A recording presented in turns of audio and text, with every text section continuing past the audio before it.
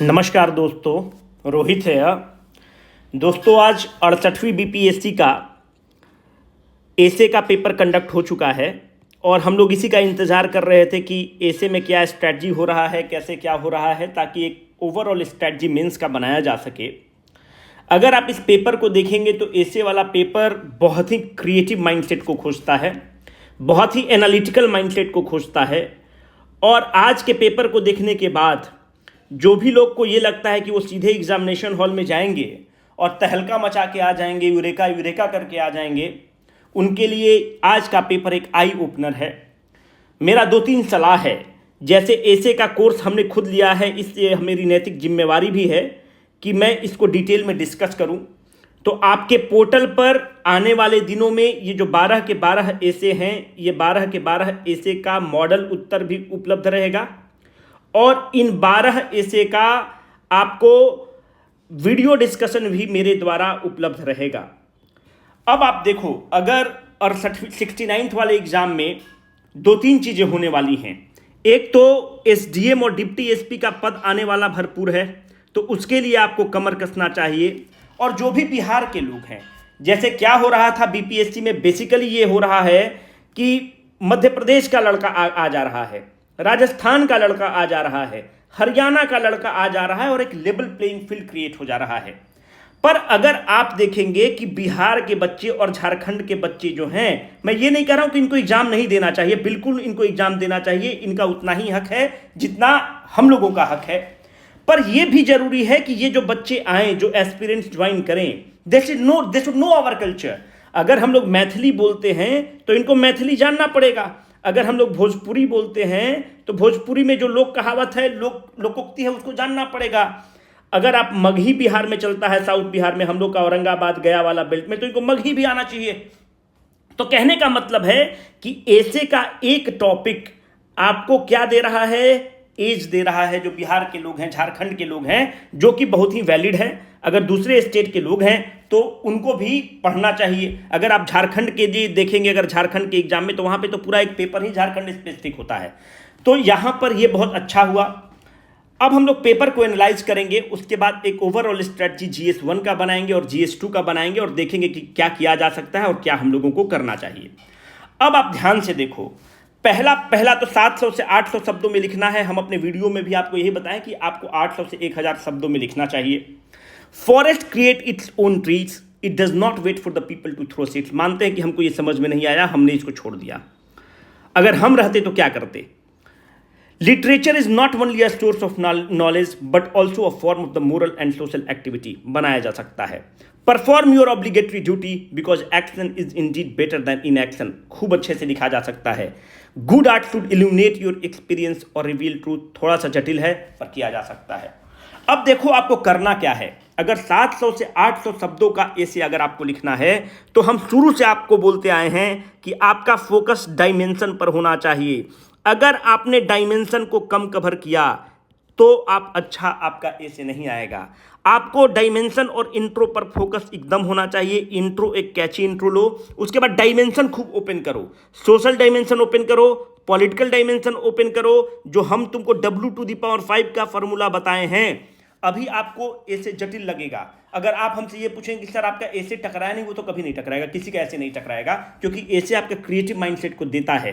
पर अभी आपको जब हम वीडियो बनाएंगे तो आपको पता चलेगा कि जो W⁵ का हमने फॉर्मूला आपको दिया है, उसको इस्तेमाल करके सारा का सारा 12 का 12 एसे लिखा जा सकता है। यह एक यूनिवर्सल फॉर्मूला है जिसको आप इस्तेमाल करेंगे। यह आपके एनालिटिकल स्किल्स को चेक करता है।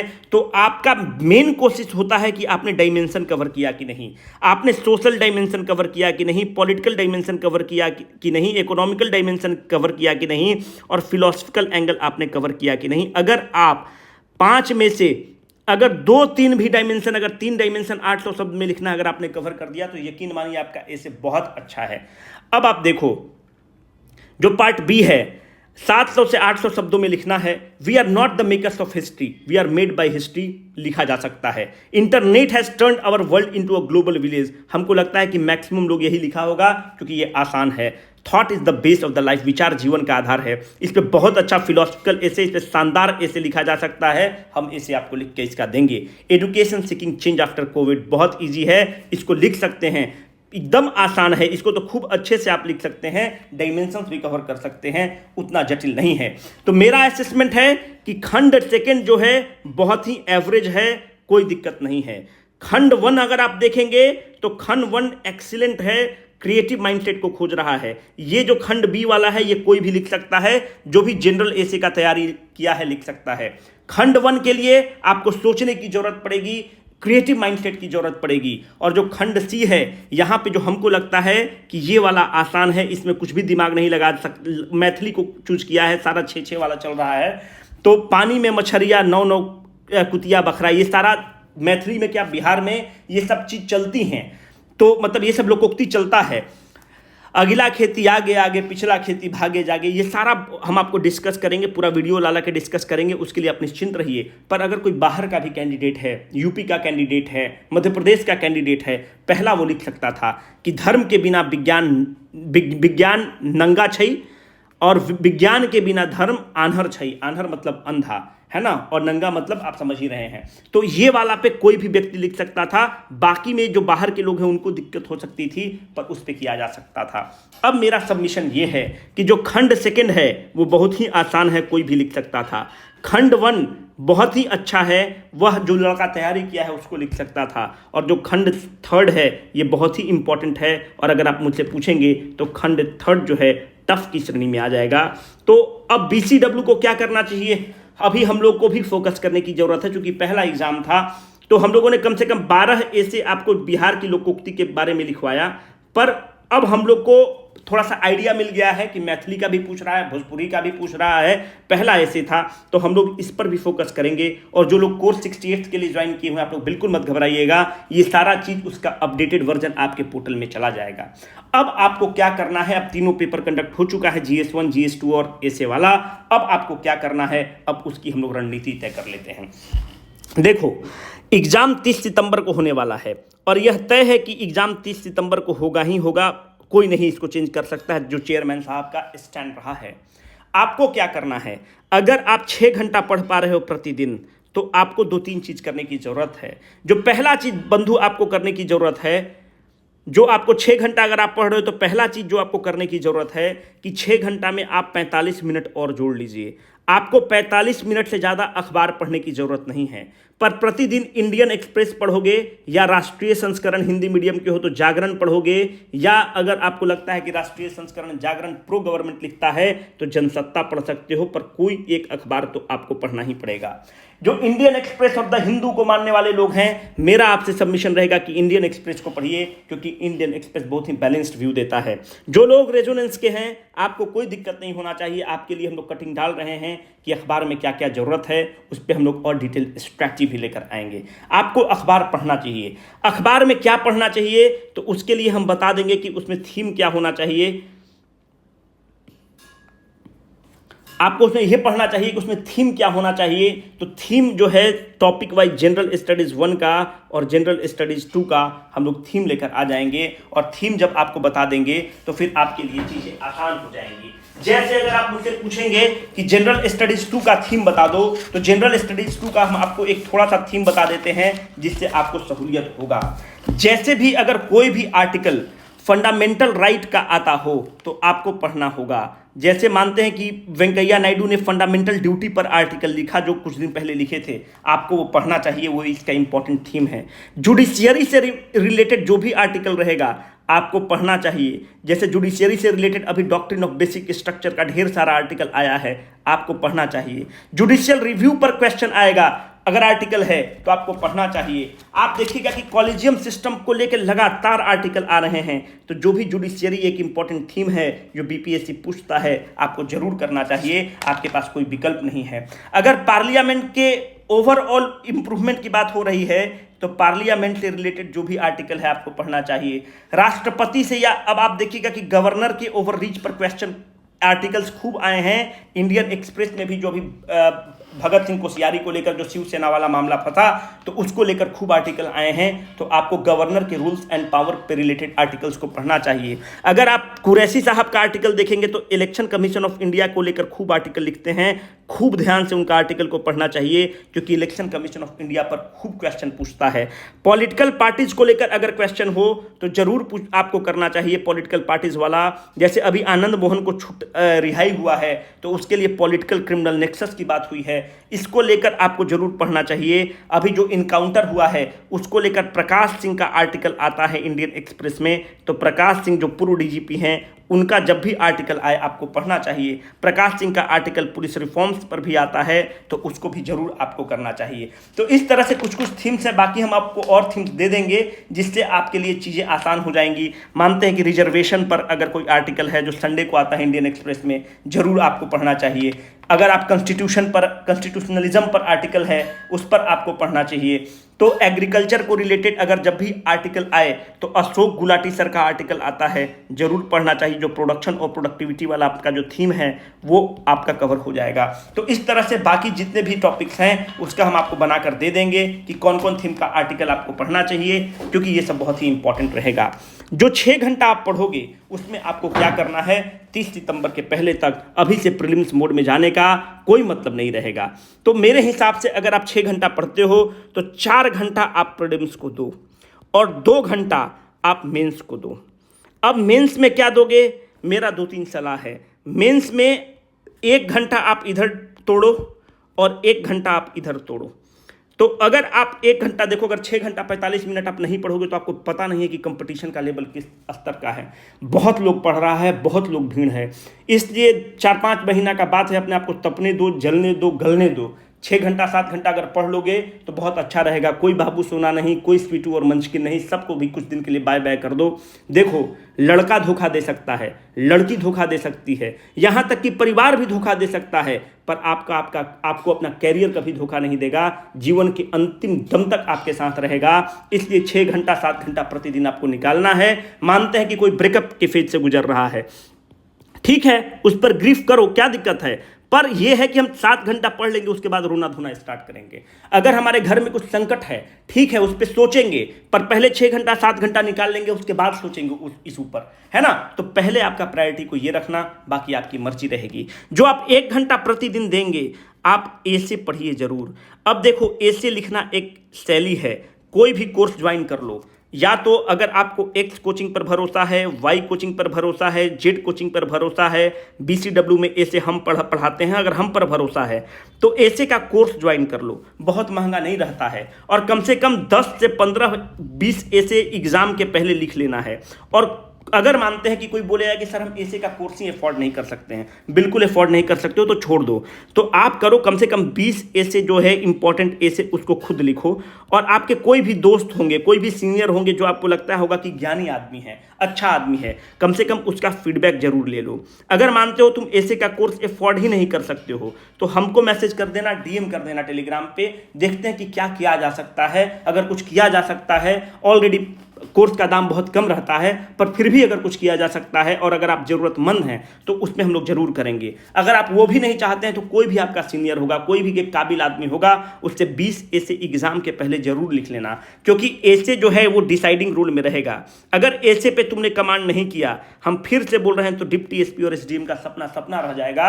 69 के बाद 70वीं की तैयारी करने लगोगे और इस रिगमैरल से नहीं निकल पाओगे। आपको यकीन भी नहीं हो रहा है कि बच्चे आजकल कितना पढ़ रहे हैं, आपको यकीन भी नहीं हो रहा है कि ये चेयरमैन कितना फास्ट फॉरवर्ड मूव कर रहा है और कितना स्ट्रेटेजिकली मूव कर रहा है, वो पूरा सिस्टम को रिफॉर्म कर रहा है। अगर आपको लगता है कि आप ऐसे खुद कर लेंगे तो नहीं हो सकता है। अगर आप ऐसे लगता है कि खुद कर लेंगे, कोई किताब से कर लेंगे, तो किताब पढ़ने से भी नहीं होगा, आपको ऐसे लिखना पड़ेगा। या तो कोई वीडियो देखकर लिख लो, X coaching, Y coaching, Z coaching से पढ़ के वीडियो करके लिख लो, या आप खुद लिखो। अगर वीडियो, बहुत लोग होता है कि उसको वीडियो की जरूरत नहीं है, तो खुद अपने से 20 ऐसे एग्जाम के पहले जरूर लिख लेना मेरे भाई, और कोई एक अच्छे रिव्यूअर से कंसल्ट कर लेना, क्योंकि डायमेंशन ऐसे का बहुत इंपॉर्टेंट है। कम से कम वो आपको बता तो दे कि भाई तुम्हारे ऐसे में डायमेंशन मिसिंग है, तुम्हारा इंट्रो कैची नहीं है, इंट्रो कैसे लिखते हैं ये चीज़ कर लेना, जिस पर भी भरोसा है, पर कर लेना जरूर, नहीं तो बहुत घाटे में रहोगे। एक दिन ऐसे करोगे और ऐसे के साथ एक कोर्स को क्लब करोगे जिसका नाम है डेटा इंटरप्रिटेशन। इसको एकदम धर्म की तरह मान लो और प्रतिदिन आपको करना ही करना है, कोई आपके पास विकल्प नहीं होना चाहिए। अब देखो प्रतिदिन आप ये करोगे। अब 1 घंटा ये जो बचा इसमें आपको क्या करना है, अब इस पर देखो। जो 1 घंटा यहां पर बचा ऐसे के लिए, जो आप ऐसे के अलावा जो मेंस के लिए आप निकालोगे, उसके लिए 2 चीज़ है। अगर किसी कोचिंग का तुमने मेंस मॉड्यूल ज्वाइन किया है तब तो ठीक है। जैसे मेंस मॉड्यूल हम लोग भी अब सोच रहे हैं लेकर आने के लिए, क्योंकि आप लोग का लगातार डिमांड है। हम लोगों ने पहले इस आइडिया को हटा रखा था, पर अब हम लोगों ने फाइनल कर लिया कि मेंस मॉड्यूल हम लोग लेकर आएंगे, वीडियो सीरीज लेकर आएंगे। आपको बेसिकली क्या करना है, अगर आप कोई भी वीडियो का भी ज्वाइन करते हैं, मेरा या XYZ का, आप ज्वाइन कर लीजिए, पर उसके बावजूद आपको करना है। अब ये मेंस मॉड्यूल जरूरी है क्या करना? बिल्कुल जरूरी नहीं है, स्पष्ट बोल देते हैं, नहीं जरूरी है। आपको क्या करना चाहिए, देखो जनरल स्टडीज 1 का पेपर उठाओ और जनरल स्टडीज 2 का पेपर उठाओ, प्रीवियस ईयर क्वेश्चन। आप वहां से देखोगे कि हम आपको एकदम ईमानदारी से बता रहे हैं एनालिसिस करने के बाद कि मात्र 7 से 8 थीम है जो बीपीएससी रिपीट करता है।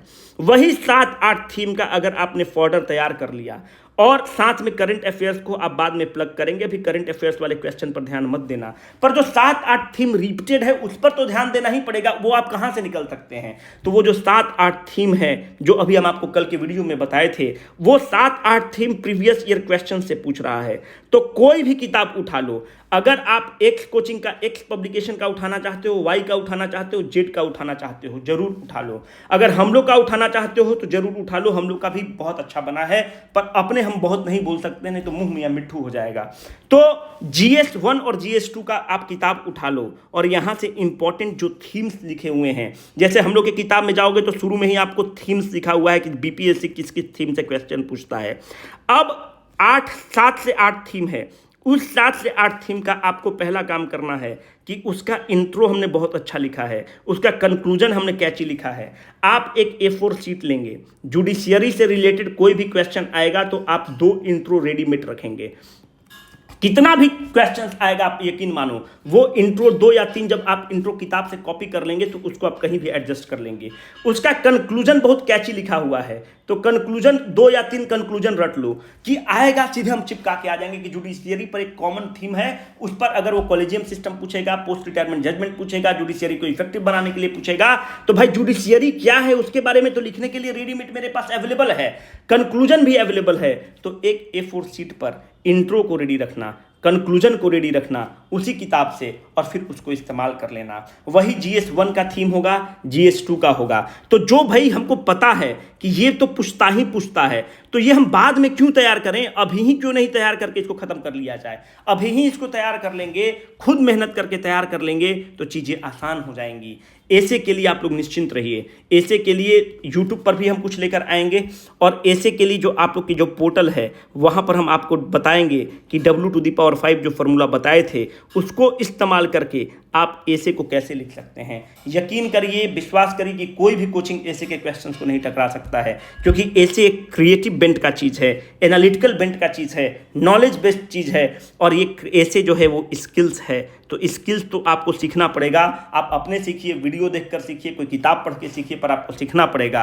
पुनः रिपीट करते हैं, ऐसे के लिए आपको इंपॉर्टेंट ये है कि एग्जाम के पहले 20 ऐसे जरूर लिख लेना, मतलब जब PT में सेलेक्ट होने से पहले जरूर लिख लेना। अगर एग्जाम के बाद तुम सोचोगे कि हम ऐसे की तैयारी करेंगे, हम क्या भगवान भी नहीं करा सकते हैं, क्योंकि आप देखोगे कि 69 के PT और मेंस के बीच में मात्र 2 महीने का डिफरेंस है, और जब 2 महीने का डिफरेंस है तो 1 महीना तो यूं ही निकल जाता है, 1 महीना तो इस चीज निकल जाता है कि मेरा रिजल्ट होगा कि नहीं, क्योंकि बीपीएससी इतना अनप्रेडिक्टेबल हो गया है। तो मेरा सलाह ये है कि ऐसे पर ध्यान दीजिएगा, और 4 घंटा आप प्रीलिम्स पर फोकस करिए, और प्रतिदिन अगर आपने 2 घंटा भी निकाल लिया तो आप तहलका मचा देंगे। और साथ में 45 मिनट अखबार को जरूर दीजिए। कोई भी कोचिंग वाला कुछ भी कहे उसको क्या फ़र्क पड़ता है, पर अगर आप अखबार नहीं पढ़ेंगे तो बीपीएससी जटिल होते जा रहा है, अपना रुख बदल चुका है, वह यूपीएससी के ट्रेंड को फॉलो कर रहा है। इसलिए आप ऑफ गार्ड नहीं पकड़े जाएं, इसलिए मेरा सलाह ये रहेगा। बाकी जो थीम वाला है कि अखबार को, न्यूज़पेपर को कैसे पढ़ना है, हम कल एक वीडियो लेकर आएंगे कि न्यूज़पेपर में कौन कौन से थीम को पढ़ना है, कैसे पढ़ना है 69 बीपीएससी मेंस के लिए, वो पर्याप्त रहेगा। Signing off for the day, Rohit.